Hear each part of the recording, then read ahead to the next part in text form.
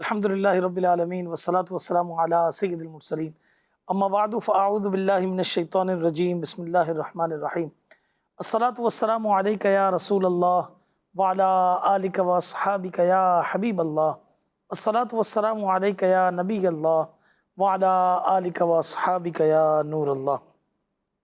اللہ کے آخری نبی محمد عربی مکی مدنی صلی اللہ تعالیٰ علیہ وسلم نے ارشاد فرمایا، جو شخص مجھ پر ایک مرتبہ درود پاک پڑھتا ہے اللہ تبارک و تعالیٰ اس پر عافیت کا ایک دروازہ کھول دیتا ہے۔ صلو علی الحبیب صلی اللہ تعالیٰ علی محمد صلی اللہ علیہ وسلم۔ سلسلہ ہے اللہ والے، اور اللہ والوں کی زندگی کے حوالے سے مختلف احوال اور ان کی مختلف اطوار، بعض اوقات شخصیات، اس پر گفتگو کا سلسلہ ہمارے فراز مندی بھائی ماشاءاللہ بڑے ہی زبردست اور پر مغز اور دلائل کے ساتھ ماشاءاللہ فرماتے ہیں۔ آج جس موضوع کا ہم نے انتخاب کیا ہے وہ ہے اللہ والے اور سنت مصطفیٰ صلی اللہ تعالیٰ علیہ وسلم پر عمل۔ میں اس حدیث پاک سے شروع کرتا ہوں کہ اللہ کے آخری نبی محمد عربی صلی اللہ تعالیٰ علیہ وسلم نے ارشاد فرمایا، جس نے میری سنت سے محبت کی اس نے مجھ سے محبت کی، اور جس نے مجھ سے محبت کی کان معی فی الجنہ، وہ جنت کے اندر میرے ساتھ ہوگا۔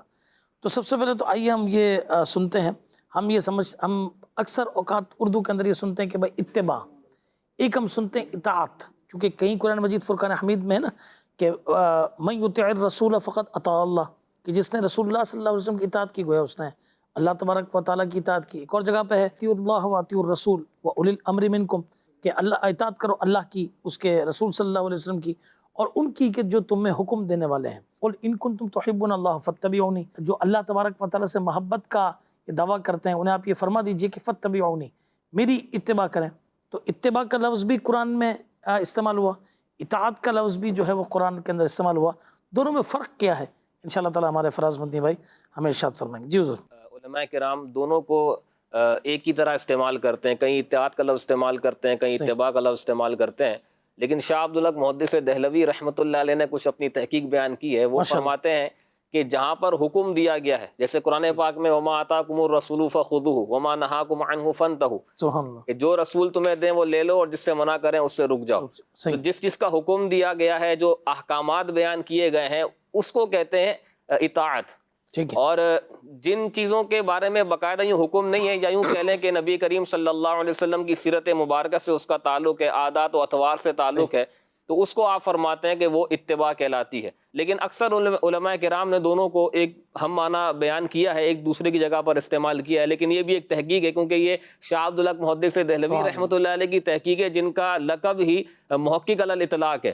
تو ظاہر ہے کہ انہوں نے جو تحقیق بیان کی ہے وہ بھی روایات کی روشنی میں بیان کی ہے۔ اور ویسے اگر عربی گرامر کو دیکھا جائے تو کئی الفاظ جو ہے وہ استعمال کیے جا رہے ہوتے ہیں، لیکن اس میں کچھ نہ کچھ معمولی فرق ہوتا ہے۔ اب جیسے شعر ہی کی اقسام کو اگر دیکھا جائے تو کچھ ایسے شعر ہیں، ایک لفظ بولا جائے گا اس سے ترجمہ اس کا شعر ہی ہوگا، لیکن کچھ کم عمر والے، کچھ زیادہ عمر والے، کچھ کی کوالٹیز اور کچھ کے انداز میں فرق ہوتا ہے، تو یوں الگ الگ نام دے دیے جاتے ہیں۔ لیکن اگر ٹرانسلیشن کیا جائے اردو میں اگر کہا جائے تو وہ شعر ہی کہا جاتا ہے۔ اس طرح اور بہت ساری مثالیں ہیں کہ وہ ترجمے کے اعتبار سے لفظ ایک ہی بنتا ہے، بلکہ اس پر تو علماء نے کتاب بھی لکھی ہے فروق اللغات کے نام سے، کہ لفظوں کے اعتبار سے اگر ان کا ترجمہ کیا جائے تو وہ وہی بنتا ہے، لیکن اگر ان کے گہرائی میں جائیں تو پھر اس میں یوں ڈفرینس آ جاتا ہے۔ تو یہ ایک معلوماتی چیز تھی جو ہم نے سوچا کہ اس کو سلسلے میں شامل کریں اتباع اور اطاعت کے حوالے سے۔ تو یہی ہے فرق کہ اگر اس کا تعلق احکامات سے ہے تو اس کو اطاعت کہا جاتا ہے، اور جن کا تعلق سیرت نبوی کے روشن ابواب سے ہے اور عادات و اطوار سے ہے تو اس کو اتباع کہا جاتا ہے۔ ماشاءاللہ، کیا زبردست تحقیق اور کتنا بہترین انداز سے ڈفرینشیٹ کیا شاہ عبدالحق محدث دہلوی رحمۃ اللہ تعالیٰ علیہ نے۔ اللہ تبارک و تعالیٰ اکابر کی قبور پر اپنی رحمتوں اور برکتوں کا نزول فرمائے۔ قرآن مجید فرقان حمید کے اندر مزید آپ اطاعت کے بارے میں کیا ارشاد فرمائیں گے؟ کئی مقامات ہیں جس میں اللہ تبارک و تعالیٰ نے نبی کریم صلی اللہ علیہ وسلم کی اتباع، سنت کی اقتداء اور اطاعت رسول، اتباع رسول صلی اللہ علیہ وسلم کو بیان کیا ہے۔ جیسے میں نے ابھی جو آیت پڑھی وما آتاکم الرسول فخذوہ، کہ رسول جو تمہیں دیں وہ تم لے لو، اور وما نہاکم عنہ فانتہوا، جس چیز سے تمہیں روکیں اس سے رک جاؤ۔ اسی طرح ایک اور مقام جو بڑی مشہور آیت ہے، اللہ پاک نے فرمایا لقد کان لکم فی رسول اللہ اسوۃ حسنہ، نبی کریم صلی اللہ علیہ وسلم کی زندگی میں تمہارے لیے بہترین نمونہ ہے۔ اس کی تفسیر میں مفتی احمد یار خان نعیمی رحمۃ اللہ علیہ فرماتے ہیں کہ یہاں پر ہر چیز کو بیان کر دیا گیا، مسلمانوں کے لیے ایک رول ماڈل دے دیا گیا۔ زندگی کا کوئی شعبہ ایسا نہیں ہے کہ جس میں آپ کو نبی کریم صلی اللہ علیہ وسلم کی تعلیمات نہ ملتی ہوں۔ اسلام کو جو کمپلیٹ کوڈ آف لائف کہا جاتا ہے، اس کی بنیادی وجہ بھی یہی ہے کہ اسلام ہر شعبے میں ہماری رہنمائی کرتا ہے، یعنی کوئی شعبہ ایسا نہیں ہے جس میں ہمیں اسلام کی طرف سے کوئی تعلیمات نہ دی گئی ہوں۔ کوئی نہ کوئی ایسے اصول، کچھ فرامین، کچھ ایسی باتیں ہمیں بیان کی گئی ہیں جس کی روشنی میں آج تک جو جدید مسائل بھی حل کیے جاتے ہیں وہ اسلام کے اسی دیے ہوئے اصول کی روشنی میں ہم مسائل کو حل کر لیتے ہیں۔ اسلام چونکہ دین حق ہے اور اسلام کمپلیٹ کوڈ آف لائف ہے، اس اسلام ہمیں تمام جو ہے وہ زندگی کے معاملات کے اندر ہماری رہنمائی کرتا ہے، چاہے وہ معاشرتی ہو، معاشی ہو، چاہے وہ زندگی کا کوئی بھی شعبہ ہو۔ تو نبی کریم صلی اللہ علیہ وسلم کی سیرت مبارکہ سے بھی ہمیں ان تمام شعبہ جات زندگی کی حوالے سے رہنمائی ملتی ہے۔ اور پھر آپ دیکھیں کہ کتنی بڑی بات ہے کہ اللہ تبارک و تعالیٰ نے رسول صلی اللہ علیہ وسلم کی اطاعت کو اپنی اطاعت قرار دے دیا کہ جو رسول کی اطاعت کرے گویا اس نے اللہ کی اطاعت کی۔ تو یہ قرآن کریم میں بار بار اور جگہ جگہ اتباع اور اطاعت کے حوالے سے بیان کیا گیا، بلکہ یہاں تک فرما دیا گیا کہ اگر تم اللہ کا قرب حاصل کرنا چاہتے ہو، اگر تم چاہتے ہو کہ اللہ تمہیں اپنا محبوب بنا لے، تو اس کی بنیادی شرط یہی ہے کہ تم نبی کریم صلی اللہ علیہ وسلم کی اطاعت اور اتباع کرو۔ تم بغیر اطاعت کے تم محبت خدا کے، محبت اللہ سے محبت کے جتنے دعوے کرتے رہو، تمہارے دعوے قابل قبول ہو ہی نہیں سکتے جب تک تم رسول پاک صلی اللہ علیہ وسلم کی اتباع نہ کرو۔ تو یہ فارمولہ دے دیا گیا ہمیں کہ نبی کریم صلی اللہ علیہ وسلم کی اطاعت اور اتباع کرو گے، ان کی سنتوں کی پیروی کرو گے، تو اللہ تبارک و تعالیٰ تمہیں اپنا محبوب بنا لے گا۔ اللہ حضرت امام اہل سنت فرماتے ہیں کہ وہ دہن جس کی ہر بات وحی خدا۔ تو اس حوالے سے آپ کیا فرمائیں گے کہ نبی کریم علیہ السلام نے سنت کے حوالے سے اپنی پیروی، اتباع، اس کے حوالے سے کیا ارشاد فرمایا؟ کئی احادیث مبارکہ ہیں جس میں نبی کریم صلی اللہ علیہ وسلم نے اپنی اطاعت، اپنی سنتوں کی پیروی کے فضائل کو بیان کیا ہے۔ آپ دیکھیں کئی روایات ہیں جس میں یہ بیان کیا گیا ہے کہ سایہ عرش قیامت کے دن کس کس کو ملے گا۔ مختلف روایات ہیں، مختلف روایات کے اندر مختلف لوگوں کا تذکرہ ہے، لیکن ایک حدیث پاک بڑی پیاری ہے جس میں یہ بیان کیا گیا ہے۔ نبی کریم صلی اللہ علیہ وسلم ارشاد فرماتے ہیں ثلاثۃ یوم القیامت تحت عرش اللہ یوم لا ظل الا ظلہ، کہ قیامت کے دن جب اللہ تبارک و تعالیٰ کے عرش کے سائے کے علاوہ دوسرا کوئی سایہ ہی نہیں ہوگا، تین افراد ایسے ہوں گے جو اللہ کریم کے عرش کے سائے میں ہوں گے۔ پہلا فرمایا من فرج عن مکروب امتی، جو میرے پریشان حال امتی کی تکلیف کو دور کرتا ہے، قیامت کے دن اللہ کے عرش کے سائے میں ہوگا۔ اور دوسرا فرمایا ومن احیا سنتی، جو میری سنت کو زندہ کرتا ہے، قیامت کے دن وہ اللہ تبارک و تعالیٰ کے عرش کے سائے میں ہوگا۔ فرمایا ومن اکثر الصلاۃ علیہ، جو مجھ پر کثرت سے درود پاک پڑھتا ہے، وہ قیامت کے دن اللہ کے عرش کے سائے میں ہوگا۔ تو یہاں پر جو ایک چیز بیان کی وہ یہ فرمایا کہ ومن احیا سنتی۔ دیکھیں ایک تو ہوتا ہے سنتوں پر عمل کرنا اور ایک ہوتا ہے سنتوں کو زندہ کرنا۔ کہہ سکتے ہیں کہ دونوں کے درجوں کے اندر کچھ فرق ہے۔ ایک تو یہ ہے کہ جو سنت جس پر ویسے ہی لوگوں کا عمل ہو، جو رائج ہو، جو موجود ہو، تو اس پر اگر عمل کیا تو وہ بھی ظاہر ہے کہ ثواب کا کام ہے، بڑی ہی سعادت اور برکت کی بات ہے۔ لیکن کئی روایات ایسی ہیں جس میں یہ ارشاد فرمایا گیا کہ جب میری سنت پر عمل کرنا چھوڑ دیا گیا ہو، اس وقت میری سنت کو زندہ کرنا، اس پر عمل کرنا، ایک روایت کے مطابق فرمایا اس پر 100 شہیدوں کا ثواب ہے۔ تو یہ باقاعدہ اس چیز کو یہاں پر ہائی لائٹ کیا گیا، اور اس کی تفسیر میں علامہ علی قاری رحمۃ اللہ علیہ اور دیگر محدثین نے اس بات کو بھی بیان کیا کہ اپنے قول، اپنے فعل سے اس سنت پر عمل کر کے لوگوں میں اس کی اشاعت اور تشہیر کرنا، یہ سنت کا احیاء کرنا ہے، سنت کو زندہ کرنا ہے۔ آپ امیر علیہ سنت کو دیکھیں، کتنی سنتوں پر امیر علیہ سنت نے نہ صرف خود عمل کیا بلکہ وہ سنتیں کہ جس پر عمل مفقود ہو چکا تھا، بظاہر اس پر عمل نظر نہیں آ رہا تھا، لیکن امیر علیہ سنت نے ترغیب دلا کر آج لاکھوں کو اگر بھی کہا جائے بلا مبالغہ لاکھوں کو اس پر عمل پیرا کروا دیا۔ تو یہ اس کو کہتے ہیں سنت کا احیاء۔ امیر علیہ سنت خود فرماتے ہیں کہ ایک وقت تھا کہ جب امامہ شریف بھی جو مسجد کے امام ہوتے تھے وہ آتے تھے، اتار کر پھر نماز پڑھا کے چلے جاتے تھے، لیکن آج دیکھیں کہ کتنے ایسے اسلامی بھائی ملیں گے کہ جو سارا دن سونے اور وضو وغیرہ ضروریات کے علاوہ وہ اپنے سر پر امامت شریف کا تاج سجاتے ہیں۔ تو اس سے پہلے اگر آپ جا کر دیکھیں تو اس سنت پر اتنا عمل نہیں تھا، لیکن آج اس سنت پر ہم اتنا کثرت سے عمل دیکھتے ہیں۔ تو علماء نے یہی فرمایا کہ جس سنت پر عمل کرنا چھوڑ دیا گیا ہو، اس پر عمل کرنا اور لوگوں کو اس کی دعوت دے کر اس پر عمل کروانا، یہ سنت کا احیاء کہلاتا ہے۔ اور ثواب کتنا بڑا ہے، 100 شہیدوں کا ثواب ہے. اور کئی دیگر روایات کے اندر بھی اس چیز کو بیان کیا گیا. ایک دوسری روایت کے اندر جو میری سنت کو زندہ کرتا ہے تو قیامت کے دن وہ جنت میرے ساتھ ہوگا. تو یہ فضائل احادیث مبارکہ میں بیان کیے گئے ہیں. اور کئی روایات ہیں. ایک بزرگ رحمۃ اللہ علیہ فرماتے ہیں کہ جس کو رائے حق مل گیا اس کو اس رائے حق پر چلنا آسان ہو جاتا ہے. تو پوچھا گیا کہ رائے حق کیسے ملے گا؟ تو فرمایا کہ نبی کریم صلی اللہ علیہ وسلم کے اقوال اور افعال پر عمل کرنے کی برکت سے اس کو رائے حق ملے گا.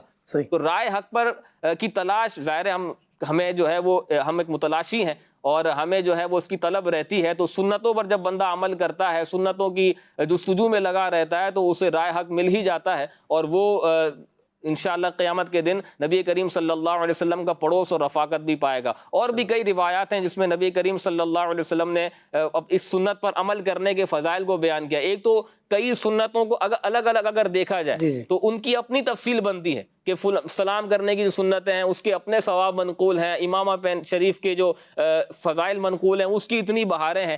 لیکن مطلقاً جو سنتوں پر عمل کرنا کا درس حضور علیہ الصلوۃ والسلام نے دیا تو وہ بھی کئی روایات کے اندر ملتا ہے. اور نبی کریم صلی اللہ علیہ وسلم نے صحابہ کرام کو اور آنے والے لوگوں کو اس بات کی ترغیب دی کہ میری سنتوں پر عمل کریں گے تو انشاءاللہ عز و جل دنیا میں بھی اس کی برکتیں ملیں گی اور آخرت میں بھی اس کا ثواب حاصل ہوگا. آپ دیکھیں امام بشر حافی رحمۃ اللہ تعالیٰ علیہ کتنے بڑے اللہ کے ولی گزرے ہیں کہ جب وہ راستے سے گزرتے تھے تو جانور وہاں پر گندگی نہیں کرتے تھے کہ اللہ کے ولی گزریں گے، کیونکہ آپ ننگے پاؤں چلا کرتے تھے. لیکن آپ دیکھیں یہ تو ہم نے روایت سنی ہوئی ہوتی ہے کہ بشر حافی رحمۃ اللہ علیہ کا اتنا بڑا مقام و مرتبہ ہے، لیکن کیسے حاصل ہوا اس کی طرف توجہ کم ہوتی ہے. تو آپ خود فرماتے ہیں کہ ایک دن میں نے نبی کریم صلی اللہ علیہ وسلم کی خواب میں زیارت کی. آپ صلی اللہ علیہ وسلم نے ارشاد فرمایا کہ اے بشر، کیا تم جانتے ہو کہ اللہ کریم نے تمہارے ہم اسروں پر تم کو زیادہ فضیلت کیوں دی، تمہارا مقام کیوں بلند کر دیا؟ تو کہنے لگے کہ یا رسول اللہ صلی اللہ علیہ وسلم میں نہیں جانتا، آپ ارشاد فرمائیے.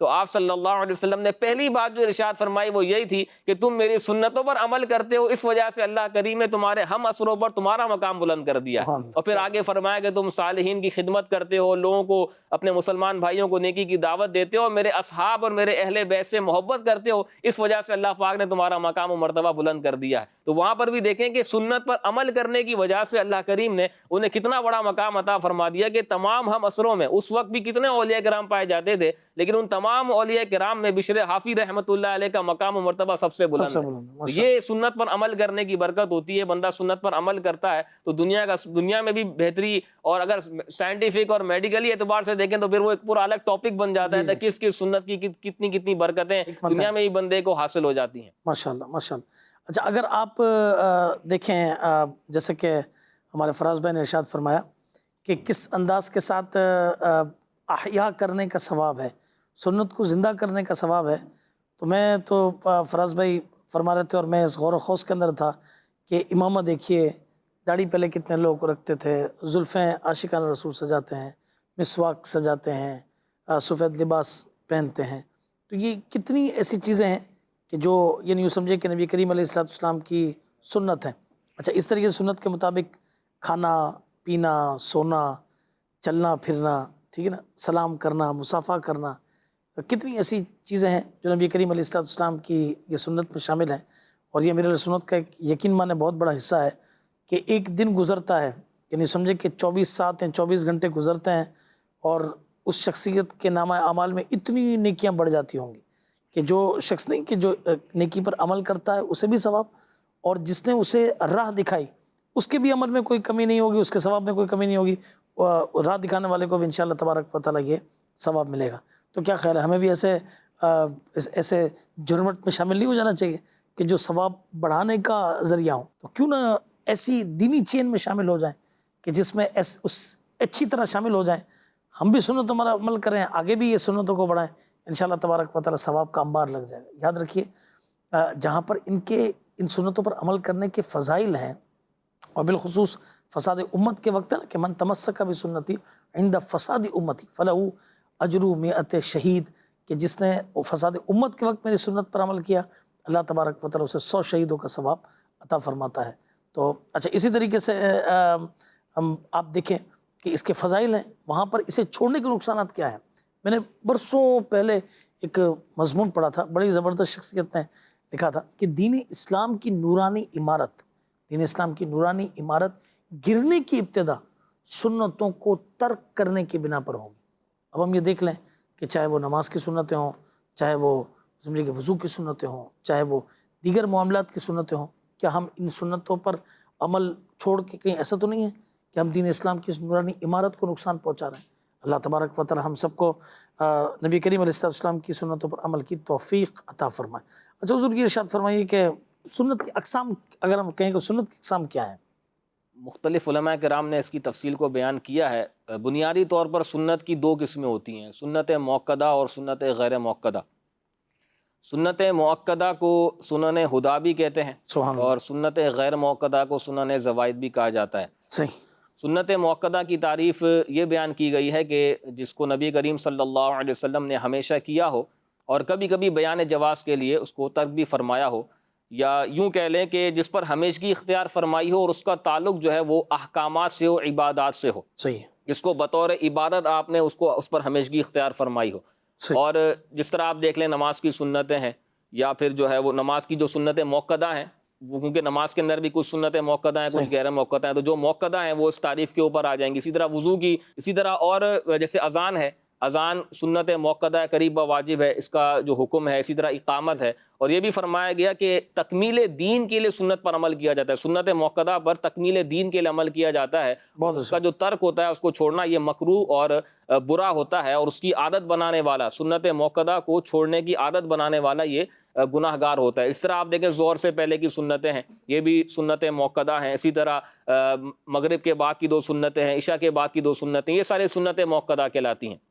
اور ایک ہے سنت غیر موقدہ۔ سنت غیر موقدہ کی تعریف یہ بیان کی گئی کہ جس پر نبی کریم صلی اللہ علیہ وسلم نے عادت کے طور پر ہمیشگی اختیار فرمائی ہو۔ ویسے تو نبی کریم صلی اللہ علیہ وسلم کا ہر سانس جو ہے وہ عبادت میں ہی گزرتا تھا، آپ کا ہر فعل اور قول اور عمل یہ عبادت ہی ہے، لیکن اپنے اعتبار سے ہم اگر دیکھیں، جو عادتاً جو کام کیے جاتے ہیں، جو فی نفسی مباح ہوتے ہیں، جائز ہوتے ہیں، اور اچھی نیت سے پھر وہ عبادت بن جاتے ہیں، تو ان کاموں پر جو ہمیشگی اختیار فرمائی وہ سنت غیر موقدہ یعنی سنن زوائد کہلاتی ہیں۔ اس طرح آپ کھانے پینے کی سنتیں دیکھ لیں، اسی طرح سونے کی سنتیں اور دیگر جو سنتیں ہم بیان کرتے ہیں، تو وہ ساری سنتیں غیر موقدہ کہلاتی ہیں۔ اسی طرح عصر سے پہلے کی جو سنتیں ہیں وہ سنتیں غیر موقدہ، عشاء سے پہلے کی سنتیں وہ بھی سنتیں غیر موقدہ کہلاتی ہیں۔ اچھا، اس میں ایک دو باتیں میں ایڈ کرنا چاہوں گا آپ کے یہ، کیونکہ آپ نے نماز کی سنتوں کا ٹاپک لیا۔ ایک مرتبہ دارالفتہ اہل سنت کا سلسلہ ہم کر رہے تھے، مفتی حسن صاحب تشریف فرما تھے، ایک کال لائن ہے کہ حضرت بڑا فاسٹ دور ہے اور فرض پڑھ لیں، سنتیں نہ پڑھیں۔ تو مفتی صاحب نے فرمایا کہ آپ نے پرانے دور میں دیکھا تھا کہ شہر ہوتا تھا تو اس کے ارد گرد کنارے جو ہے نا وہ فصیلیں بنی ہوتی تھیں، قلعہ ٹائپ، قلعہ نما بنا ہوتا تھا، تاکہ اس شہر کے اندر کوئی داخل نہ ہو جائے۔ تو مفتی حسن صاحب نے جواب دیا کہ سمجھے کہ سنت جو ہے نا یہ در حقیقت وہ فصیل ہے، کہ یہ فینسز ہیں، جس کو انگلش میں ہم کہہ لیں گے فینسز ہیں، ٹھیک ہے نا، یہ باڑ ہے کہ اگر اسے آپ نے نہیں عمل کیا تو پھر جو ہے نا وہ ہو سکتا ہے کہ دشمن اندر آ جائے۔ اور دین کا دشمن کون ہے؟ ہمارا دشمن کون ہے؟ کہ بے شک شیطان تمہارا کھلا دشمن ہے۔ اچھا، اسی طریقے سے یہ سمجھے کہ آپ ظہر کی ابھی لوگ سنتیں پڑھ لیتے ہیں۔ اچھا، اب عصر کی سنتوں کے حوالے سے جو نا بڑی سستی کا شکار ہے، عشاء کی 4 سنتوں کے حوالے سے بہت زیادہ سستی کے شکار ہیں۔ وہ نہیں، ایک مرتبہ ایک بزرگ رحمۃ اللہ تعالیٰ کا وصال ہوا تو آپ نے فرمایا کہ میرا جنازہ وہ پڑھائے گا کہ جس کی کبھی 4 سنتیں فوت نہیں ہوئی ہوں گی۔ تو اس پورے مجمع میں سلطان شمس الدین التمش رحمۃ اللہ تعالیٰ سلطان ہے، یہ کھڑے ہوئے اور آئے، اور آ کر انہوں نے جو ہے وہ جنازہ پڑھایا۔ جنازہ پڑھانے کے بعد فرمایا کہ جانے والے چلے گئے اور ہمارا جو ہے وہ یوں سمجھے کہ نیک عمل لوگوں پر ظاہر کر کے چلے گئے۔ اب یہ بتائیے کہ کیسی سنتوں کی ان کی پابندی یہ تھی۔ تو اللہ تبارک و تعالی ہمیں نصیب فرمائے۔ جی حضور، آپ اس کو کچھ مزید اس میں ارشاد فرما رہے ہیں۔ یہ ویسے تقسیم کاری تو میں نے بیان کر دی ہے، لیکن یہ جو سنت غیر موقدہ کے حوالے سے اور سنت موقدہ کے حوالے سے بھی علماء نے یہی فرمایا ہے کہ جس کا سنت موقدہ ہے غیر موقدہ پر عمل مضبوطی سے ہوتا ہے نا، تو اس کے فرائض اور واجبات بھی نہیں چھوٹتے۔ آپ دیکھیں کہ جو سنت غیر موقدہ اگر عصر کی عمل ہے، جیسے بہت سارے لوگوں کا ظہر کی سنتیں پڑھنے کا ذہن ہوتا ہے، تو اب عصر کی سنتوں اگر آپ تصور میں لائیں تو جو سنت عصر کی پڑھتا ہوگا تو اس کا تصور نہیں ہے کہ اس کی جماعت یا اس کے جو ہے نا وہ فرائض چھوٹتے ہوں. تو یہ علماء نے اس کو بھی لکھا ہے کہ جو سنتیں ہوتی ہیں یہ فرائض کی تکمیل کے لیے ہوتی ہیں. جیسے آپ دیکھیں کہ ہاتھ دھونا جو ہے یہ فرض ہے وضو کے اندر, لیکن ابتداءً کیا ہے 3 مرتبہ گٹوں تک ہاتھ دھونا, یہ سنت مبارکہ ہے. تو یہ سنت پر عمل کرنا یہ فرض کی تکمیل کے لیے ہوتا ہے. اسی طرح چہرے کو دھونے سے پہلے کلی کی جاتی ہے, ناک میں پانی چڑھایا جاتا ہے, تو یہ اس فرض کی تکمیل کے لیے. ایسی کئی سنتوں پر اگر ہم غور کریں تو علماء نے لکھا ہے, ہدایہ وغیرہ کتابیں جہاں پر وضو کی سنتیں بیان کی گئی ہیں وہاں اس چیز کو بیان کیا گیا ہے کہ یہ جو یہ سنتیں ہیں یہ فرائض کی تکمیل کے لیے ہوتی ہیں, کہ جب بندہ سنتوں پر عمل کرتا ہے تو فرض پر اس کا اچھے انداز میں عمل ہو جاتا ہے. تو یہ حکمتیں ہیں, اس پر عمل کرنا چاہیے, صرف اس بنا پر کہ یہ غیر موقدہ ہے. بلکہ علماء نے یہاں تک بھی لکھا ہے کہ یہ نہ دیکھو کہ سنت غیر موقدہ ہے یا یہ موقدہ ہے, یہ دیکھو کہ سنت ہے کس کی. سنت تو حضور علیہ الصلوۃ والسلام ہی کی ہے, تو ثواب تو وہی سنت ہی پر عمل کرنے کا ملنا ہے. تو یہ ڈیفرینشیٹ ہم کیوں کرتے ہیں؟ ٹھیک ہے وہ شرعی احکامات الگ ہیں, اس پہ کوئی ڈیبیٹ یا اس پہ کوئی گفتگو نہیں کر رہے, لیکن شوق اور محبت کو اگر دیکھا جائے تو بندہ کو اگر یہ پتا چل جائے کہ یہ سنت ہے تو پھر وہ ڈیفرینشیٹ نہیں کرتا کہ یہ موقدہ ہے یا یہ غیر موقدہ ہے, اس پر عمل کرنے کا جذبہ اس پر بڑھ جاتا ہے. ویسے علم کے لیے اس کو پتا ہونا چاہیے کہ یہ موقدہ ہے, یہ غیر موقدہ ہے, اس پر عمل کرنا لازم ہے, اس پر اگر چھوڑ دیا تو گناہ نہیں ہے. لیکن شوق اور محبت کی بات ہو رہی ہے. اگر آپ صحابہ کرام کا انداز دیکھیں تو وہ اس طرح کے ڈیفرنس نہیں رکھتے تھے کہ یہ موقدہ ہے یہ غیر موقدہ ہے, اس کو عمل کیا اس کو چھوڑ دیا. ابھی ہم ڈسکس کرتے ہیں انشاءاللہ کہ یہ تو احکامات پر جو سنتیں ہیں وہ تو بہت دور کی بات ہے. وہ اگر حضور علیہ الصلوۃ والسلام کو کچھ کرتا ہوا دیکھ لیتے تھے تو اس پر بھی عمل کرنے کا ذوق اور شوق ان کا بڑھ جاتا تھا. یہ بات آپ ارشاد فرمائیں کہ صحابہ کرام علیہم رضوان کے سامنے تو وہی نازل ہوئی, انہوں نے حضور علیہ السلام کو دیکھا, کرتے ہوئے دیکھا, یہ چیزیں کرتے ہوئے دیکھا, تو ان کا کیا ایٹیٹیوڈ تھا, کیا عمل تھا, کیسی رغبت تھی, کیسا شوق اور ذوق اور ولولہ تھا, یہ کچھ بیان کیے. کئی اس طرح کی روایات ملتی ہیں کہ یعنی اس کا تعلق کوئی احکامات سے نہیں ہوتا تھا, صرف حضور علیہ الصلوۃ والسلام کو وہ عمل کرتے ہوئے دیکھ لیا تو بس اب اس کا موقع ہو یا نہ ہو یہ بھی نہیں دیکھتے تھے. ایسا اوقات ہوتا ہے نا کہ حضور علیہ الصلوۃ والسلام نے کوئی بات ارشاد فرمائی تو وہ بر موقع اور بر محل ارشاد فرمائی, لیکن بعد میں اس پر عمل کرنے کا بظاہر کوئی موقع ایسا نظر نہیں آ رہا ہوتا, لیکن پھر بھی ذوق اور شوق ایسا ہوتا تھا کہ حضور علیہ الصلوۃ والسلام اس مقام سے گزرے, آپ نے یہ عمل کیا تو ہم بھی سنت پر عمل کرنے کی نیت سے یہ عمل کریں. جیسے کہ آپ حضرت علی رضی اللہ تعالیٰ عنہ کے متعلق ایک روایت ملتی ہے کہ ایک مرتبہ آپ نے گھوڑا منگوایا اور گھوڑے کی زین پر آپ نے قدم رکھا, پھر کچھ آپ نے پڑھا, پھر آپ سوار ہوئے تو سوار ہونے کی دعا آپ نے پڑھی, اور پھر کچھ مزید کلمات پڑھے اور پھر مسکرانے لگے.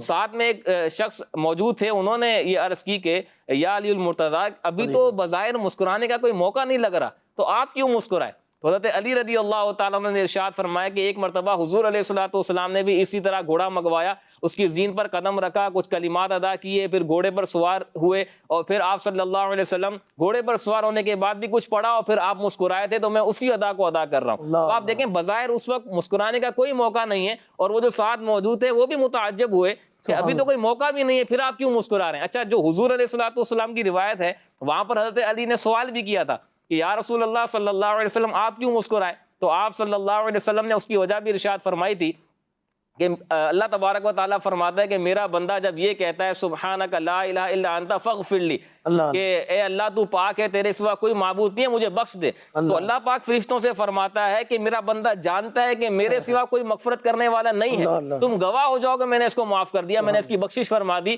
تو آپ صلی اللہ علیہ وسلم نے حضرت علی کو ارشاد فرمایا کہ رب کی اس رحمت کو دیکھ کر میں مسکرا رہا تھا. تو وہاں پر حضور علیہ الصلوۃ والسلام نے مسکرانے کی وجہ بھی بیان فرمائی, وہ مسکرانے کی وجہ بھی وہاں موجود تھی, لیکن حضرت علی رضی اللہ تعالیٰ عنہ فقط حضور علیہ الصلوۃ والسلام کی اس ادا کو ادا فرما رہے تھے. تو یہ دیکھیں صحابہ کرام کا یہ انداز کہ بظاہر اس پر عمل کرنا کوئی لازم نہیں ہے, لیکن یہ حضور علیہ الصلوۃ والسلام کی محبت ان کے دلوں کے اندر ایسی تھی کہ ایک مرتبہ حضور کو یہ عمل کرتے ہوئے دیکھ لیا تو ہم نے بھی یہ عمل کرنا ہے. آپ دیکھیں ابو درداء رضی اللہ تعالیٰ عنہ, کتنا مشہور ان کے بارے میں ملتا ہے کہ ام الدرداء جو ان کی زوجہ تھیں, انہوں نے یہ عرض کیا کہ آپ مسکراتے رہتے ہیں, آخر اس کی وجہ کیا ہے؟ تو آپ رضی اللہ تعالیٰ عنہ نے یہ ارشاد فرمایا کہ میں نے جب بھی حضور علیہ الصلوۃ والسلام کو دیکھا ہے, آپ گفتگو فرما رہے ہوتے, آپ تشریف فرما ہوتے, آپ مسکرایا کرتے تھے, تو اس لیے میں بھی مسکراتا رہتا ہوں.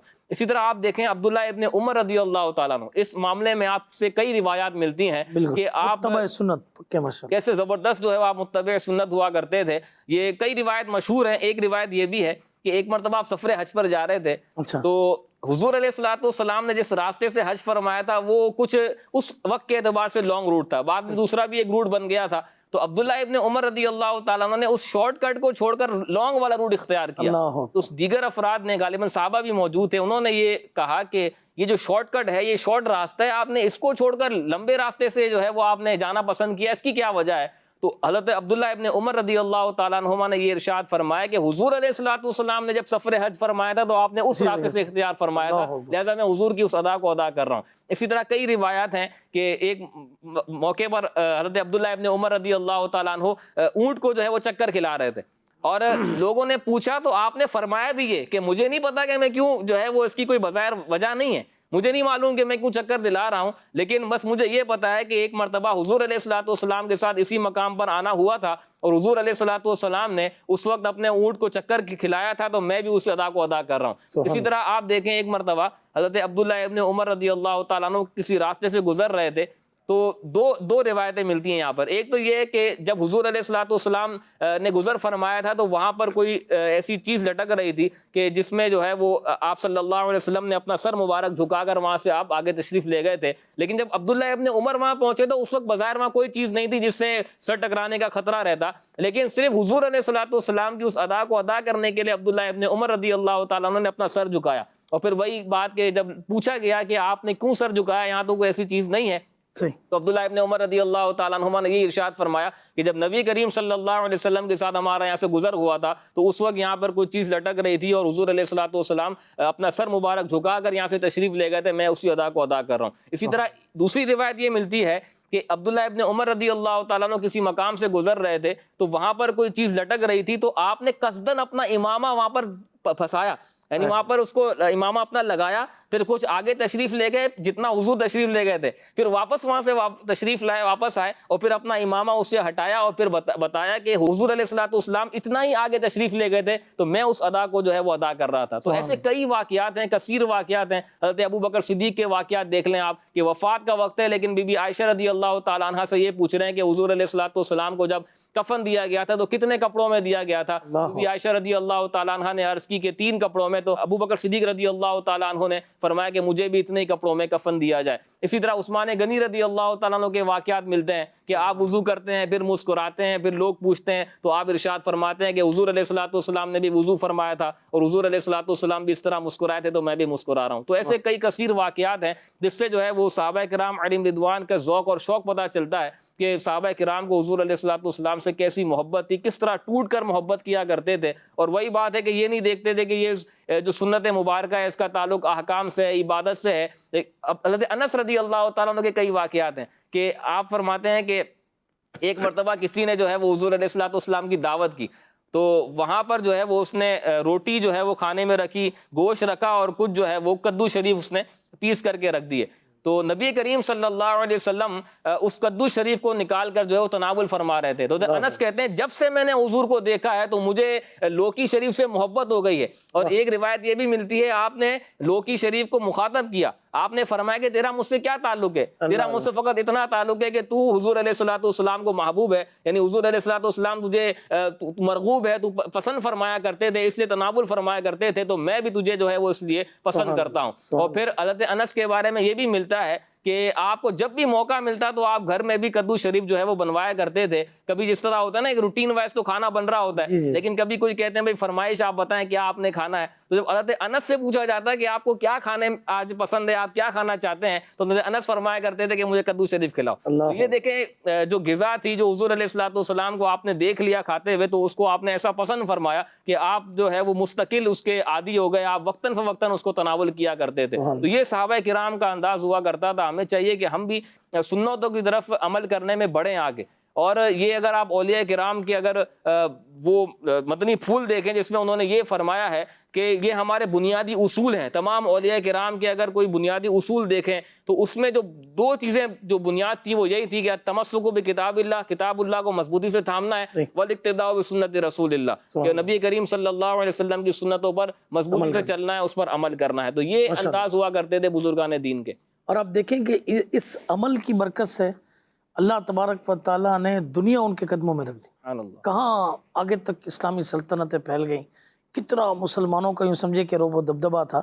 کہتے ہیں کہ ایک مرتبہ جنگ ہوئی اور کسی صورت جو ہے وہ فتح کی طرف معاملہ جا نہیں رہا تھا.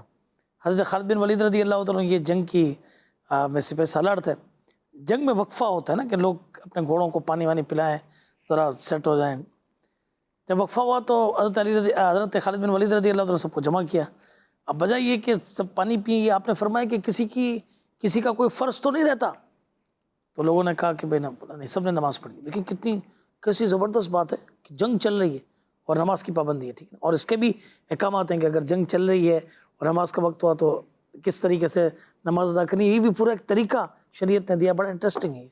اچھا, اس کے بعد آپ نے پوچھا کہ کیا کسی کی کوئی سنت تو نہیں رہتی؟ تو بعض حضرات نے کہا کہ جی ہاں, ہم نے مسواک نہیں کی. اللہ اکبر. آپ نے فرمایا کہ چلو سارے مسواک کرنا شروع کر دو. چنانچہ سب درختوں پر چڑھ گئے اور اس کی شاخیں کاٹنے لگے اور اس کو چبا کر مسواک کرنے لگے. اچھا, پہلے جو ہے وہ کچھ معاملات ہوا کرتے تھے انٹیلیجنس ٹائپ کے کہ بھائی آتے جاتے جو ہے نا وہ سراغ رسانی کر رہے ہیں کہ وہ کیا کر رہے ہیں کیا. اب یہ جو ان کے کوئی کفار کی طرف سے آئے ہوں گے, انہوں نے یہ دیکھا کہ بھائی یہ مسلمان تو بجائے یہ کرنے کے سب دانت اپنے جو ہے نا وہ مانج رہے ہیں, یہ لکڑی کی جو ہے نا وہ شاخ کاٹ کر, یہ تو سارے کے سارے دوڑے اور کہا کہ بھائی دوڑ کر جان بچاؤ. مسلمانوں نے تلوار سے حملہ کیا اور کامیاب نہیں ہو سکے. اب یہ تمہیں کچا چبانے کے لیے آ رہے ہیں, اور مسلمان ابھی تو یہاں پہ مسواک کرنے میں مصروف تھے اور وہاں یہ سب کے سب بھاگ گئے. اللہ تعالیٰ نے مسلمانوں کو فتح عطا فرما دی. یہ تھا سنت پر عمل کی برکت سے اللہ تبارک و تعالیٰ نے فتوحات کیسی یہ عطا فرمائی. تو ہمیں بھی چاہیے کہ ہم نبی کریم علیہ السلام کی سنتوں پر عمل کریں, اور عمل کریں گے تو انشاءاللہ تبارک و تعالیٰ دنیا اور آخرت میں اللہ نے چاہا تو ہمیں خوب اس کی برکتیں ملیں گی. اعتکاف کو آپ دیکھ لیں کہ کیسی پیاری سنت ہے, اور یہ وہ سنت ہے کہ امہات المومنین نے حضور علیہ السلام کے وصال کے بعد, پردہ فرمانے کے بعد اس سنت کو پر عمل کو جو ہے وہ جاری رکھا. تو امہات المومنین بھی سنت پر عمل کر رہی ہیں, صحابہ بھی سنت پر عمل کر رہے ہیں, اولیاء بھی سنت پر عمل کر رہے ہیں. تو ہم سب کو چاہیے کہ خوب ہم بھی عمل کی کوشش یہ کریں. اچھا, حضرت آخری کچھ منٹیں باقی ہیں. یہ شبد فرمائیے کہ اب ایک ذہن میں وہ ہوتا ہے نا کہ یار میں تو دیکھو آفس میں جاتا ہوں, یار میں تو لباس ایسا نہیں پہن سکتا ہوں, ٹھیک ہے نا, یار میرے لیے مسئلہ ہے میں ایسے بال نہیں رکھ سکتا ہوں پرابلم کی وجہ سے.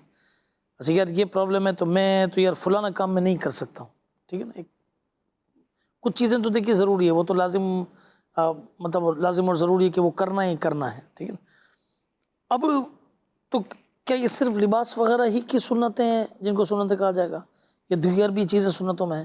اور ایسا شخص کے جو کچھ سنتوں پر عمل نہ کر سکے, اسے کیا میں تو ان پہ تو نہیں عمل کر سکا, چلو باقی بھی جو ہے نا وہ چھوڑ دو, تو اس کو آپ کیا کہیں گے؟ لیکن سنت ویسے طریقے اور راستے کو کہتے ہیں, اور اصطلاحی اعتبار سے بھی اس کا معنی بڑا وسیع ہے. یہ صرف ابھی جو ہم نے بیان کیا موقدہ غیر موقدہ کو بھی ہم نے اس کو تقسیم کاری اس کی بیان کی ہے. تو صرف عادات, لباس اور گفتگو صرف یہی سنتیں نہیں ہیں, بلکہ ایسی کثیر سنتیں ہیں کہ جس پر عمل کرنا کوئی ناممکن سی بات نہیں ہے. میں آپ کو ایک دو مثالیں دیتا ہوں. جیسے وعدے کی پابندی. جی, یہ وعدے کی پابندی یہ بھی تو سنت مبارکہ ہی ہے نا. یعنی شریعت نے اگرچہ اس کو لازم قرار دیا ہے, اس پر عمل کرنا ہے, لیکن یہ وعدے کی پابندی آپ حضور علیہ السلام کی سیرت مبارکہ کو اٹھا کر دیکھیں تو کیسے وعدے کی جو ہے وہ پاسداری کیا کرتے تھے. کہ ایک مرتبہ آپ نے کسی کے ساتھ تجارتی کوئی معاملہ کیا تو اس نے کہا کہ میں ابھی بس آ رہا ہوں, تھوڑی دیر میں پیمنٹ لے کے آ رہا ہوں. تو آپ صلی اللہ علیہ وسلم وہاں پر اس کا انتظار فرمانے لگے, یہاں تک کہ 3 دن گزر گئے. 3 دن کے بعد جب وہ شخص وہاں سے گزرا تو جب نبی کریم صلی اللہ علیہ وسلم کو آپ نے وہاں تشریف فرما دیکھا تو عرض کرنے لگا کہ آپ صلی اللہ علیہ وسلم ابھی تک تشریف فرمائے. تو آپ صلی اللہ علیہ وسلم نے ارشاد فرمایا کہ تم نے ہی تو کہا تھا کہ آپ ٹھہرے, میں ابھی آ رہا ہوں. حالانکہ اس کو حضور علیہ السلام نے وعدہ تو نہیں فرمایا تھا کھڑے ہونے کا, لیکن اس نے کہا کہ میں ابھی آ رہا ہوں. آپ صلی اللہ علیہ وسلم نے فرمایا ٹھیک ہے. تو اس کو پھر یاد آیا تو وہ اتنا متاثر ہوا. تو اب دیکھیں وعدے کی کس طرح پاسداری کی گئی ہے. جو بات کی گئی کہ ٹھیک ہے میں انتظار کر رہا ہوں, اس کو کتنا جو ہے وہ اس پر عمل کیا گیا. اسی طرح آپ دیکھیں کہ غزوہ بدر کہ جہاں پر مسلمانوں کے پاس اسباب بھی جو ہے وہ کم تھے, صحابہ کرام علیہم رضوان کی ابتداً جو کیفیت تھی وہ بڑی جو ہے وہ کمزور تھی, لیکن بعد میں اللہ کریم نے ایسا کرم کیا کہ جو کفار تھے اس پر غلبہ عطا فرما دیا. لیکن جو اس جنگ سے اس واقعے سے پہلے کے جو معاملات ہیں اس پر اگر غور کریں تو حضور علیہ السلام کے 2 صحابی جو ہے وہ اس وقت ہوتا تھا نا کہ اتنا قریب بھی ہوا کرتے تھے یا کچھ انویسٹیگیشن کرنے چلے گئے اس طرح کا معاملہ، تو وہ گزر رہے تھے تو کفار کے جو لشکر میں سے کچھ لوگ تھے انہوں نے پکڑ لیا اور کہا کہ تم حضور علیہ الصلوۃ والسلام کے لشکر کے ساتھ ہو، تو انہوں نے کہا کہ ہم حضور علیہ الصلوۃ والسلام کے ساتھ مل کر جہاد نہیں کریں گے، یعنی انہوں نے منع کر دیا اس بات سے۔ جب واپس وہ حضور علیہ الصلوۃ والسلام کی بارگاہ میں حاضر ہوئے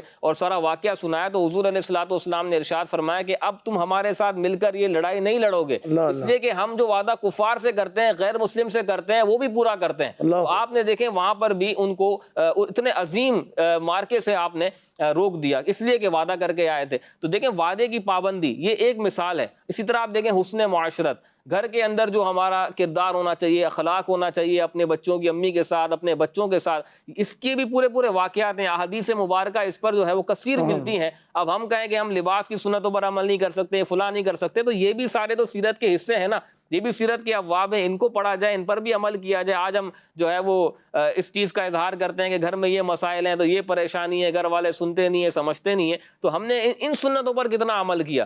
ہم باقاعدہ آپ دیکھیں، اگر میں یہ کہوں کہ بہت سارے بظاہر سنتوں پر جو عمل کے پیکر ہوتے ہیں ان کے ساتھ بھی اس طرح کے معاملات ہو جاتے ہیں کہ اس طرح کی جو سنتیں اس پر عمل نہیں ہو پاتا۔ حالانکہ آپ دیکھیں نبی کریم صلی اللہ علیہ وسلم کا اپنی ازواج مطہرات کے ساتھ، ہماری امہات المؤمنین کے ساتھ کیسا زبردست جو ہے وہ انداز ہوا کرتا تھا۔ ایک مرتبہ روایت ملتی ہے کہ نبی کریم صلی اللہ علیہ وسلم نے بی بی عائشہ رضی اللہ تعالی عنہا سے مسابقت کی، جس کو ہم ریس کہتے ہیں، تو بی بی عائشہ رضی اللہ تعالی عنہا آگے چلی گئیں، حضور علیہ الصلوۃ والسلام نے ان کو نواز دیا۔ اچھا پھر کچھ عرصے کے بعد دوبارہ یہ معاملہ ہوا تو حضور علیہ الصلوۃ والسلام آگے تشریف لے گئے، تو نبی کریم صلی اللہ علیہ وسلم نے پھر مسکرا کر فرمایا کہ یہ پچھلی بار کا بدلہ ہو گیا۔ تو اب آپ دیکھیں آج ہمارے گھروں میں تصور ہے، ہم کہتے ہیں کہ بھئی اس کو تھوڑی سی اگر چھوٹ دیے تو سر پہ چڑھ جائے گی، تو یہ ہو جائے گا، وہ ہو جائے گا۔ تو یہ بھی تو سنتوں پر عمل کرنے کا اگر جذبہ ہو تو اس پر بھی عمل کیا جا سکتا ہے۔ اسی طرح بہت چیزیں آپ دیکھیں اپنے فیملی ممبرز کے ساتھ، کیسا سیرت کا حسین پہلو، بہت زبردست پہلو ہے۔ اور اسی طرح دوست احباب کے ساتھ، اپنی فیملی ممبرز کے ساتھ بندہ اگر وقت گزارے اور یہ سیرت کے یہ پہلو اس کے پیش نظر ہوں تو گھر امن کا گہوارہ بن جائے گا۔ آج ہم یہی کہہ رہے ہوتے ہیں گھر میں یہ مسائل ہیں، لڑائی جھگڑے ہیں، تو یہ بھی سنتیں، اصل بتانے کا مقصد ہی یہ تھا کہ صرف سنت پر عمل صرف یہ نہیں ہوتا کہ ہم نے امامہ شریف سجا لیا اور لباس جو ہے وہ سنت کے مطابق پہن لیا، یہ بھی سنتیں ہیں، اس پر بھی عمل کا ثواب ہے۔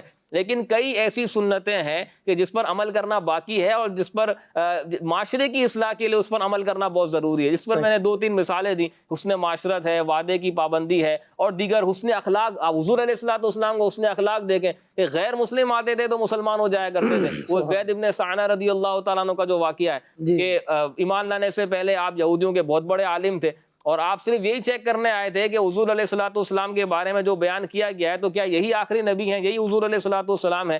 تو آپ واقع طویل ہے، مختصر عرض کرتا ہوں کہ جب حضرت عمر رضی اللہ تعالیٰ عنہ نے ان سے پوچھا کہ آپ نے اس طرح کا معاملہ کیوں کیا، سخت مزاجی کیوں کی، تو وہ یہی فرمانے لگے کہ میں صرف یہ چیک کرنے آیا تھا کہ کتابوں کے اندر لکھا ہے کہ یہ جو آخری نبی ہیں ان کو جتنا غصہ دلایا جائے، جتنا جو ہے وہ جہالت والی باتیں کی جائیں، ان کے علم میں اضافہ ہوتا ہے، ان کی بردباری میں اضافہ ہوتا ہے۔ تو میں یہی چیک کرنے آیا تھا اور میں نے حضور کو ایسا ہی پایا، لہٰذا میں جو ہے وہ اسلام لے کر آ رہا ہوں۔ تو اب اسی طرح دیگر آپ صحابہ کرام کے واقعات دیکھیں تو یہ حضور علیہ الصلوۃ والسلام کی سیرت کے ایک زبردست پہلو ہیں۔ حسن اخلاق کے اتنے واقعات ہیں، کتنے سارے غیر مسلم حسن اخلاق کی وجہ سے جو ہے مسلمان ہو گئے۔ تو ہمیں چاہیے کہ حسن اخلاق کو بھی اپنائیں اور اسی طرح حسن معاشرت کو اپنائیں، ان سیرت کے ان پہلوؤں پر بھی نظر رکھیں، اس پر بھی عمل کریں، تو انشاءاللہ عز و جل ہمارا گھر، ہمارا معاشرہ امن کا گہوارہ بن جائے گا انشاءاللہ عز و جل۔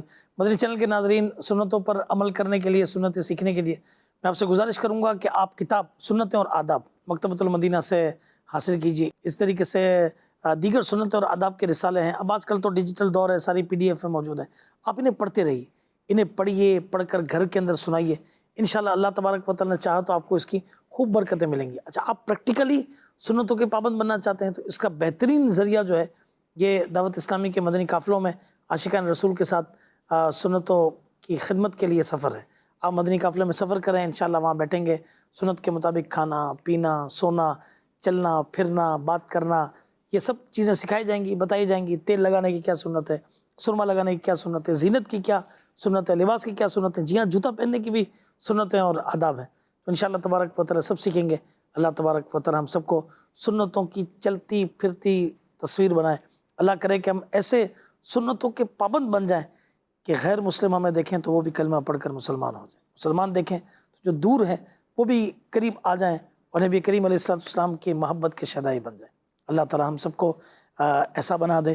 آمین بجاہ النبی امین صلی اللہ تعالیٰ علیہ وسلم. مدنی چینل دیکھتے رہیے اور اس کی خوب برکتیں پائیے. صلو علی الحبیب صلی اللہ تعالیٰ علی محمد صلی اللہ علیہ وسلم. اللہ والے ہیں